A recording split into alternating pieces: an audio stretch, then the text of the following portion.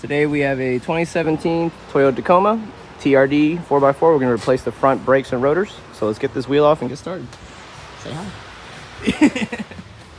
All right, so with the wheel off, first thing you're going to do is remove this cap here for the valve. And then with the number 10, we're going to open that up. And because I'm replacing the rotor, instead of using the brake caliper, double piston brake caliper tool, when we remove this, I'm just going to get a pry bar and pry each end on the first, starting with two with the brake pads and then getting inside and prying it on the rotor. I'll give you all a view once I do so. So just did one side here, give you a view on this end, pretty much my little pry bar here. One end on top of the ear, the brake pad, and the other part on the rotor. Just kind of pull back a hair, just enough so you can fit this in. And then, well, I guess the rotor slip, but pry all the way until those pistons are flush. And then once we do that, we're gonna remove these little cotter pins here, one on top, one on the bottom, and slide these out here.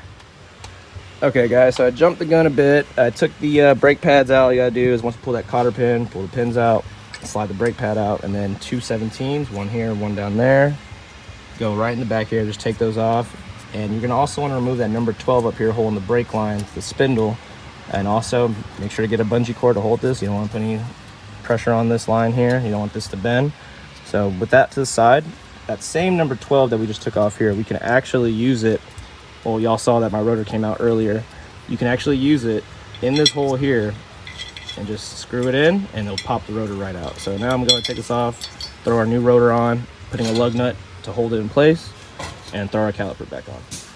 Okay, so we have a new rotor installed. To put a lug nut here just to hold it in place. Slid the caliper back on. It makes it easier when you kind of tighten this one first so it lines up. And the two 17s there. So now what we're gonna do is gonna go ahead and slide our new brake pads in here. So pretty much I gotta kind of line that back up, but just slide this right in. And let me get to the other side and then we'll slide the pins back. Okay guys, so pretty much just slid it in. I had a little issue here because this piston wasn't all the way back, so I just had to pry it back a little bit. I didn't do it on the rotor. I just kind of put the old brake pad in, just slightly pushed up against it with the pry bar. So now we slid all these in. You can see this here. All we have left to do is just throw our cotter pins back in these holes up here on the end of the pin. And that's pretty much it, guys. We are done. So fill it up with .3 and that's it. Thanks for watching. Please like, subscribe. More videos to come.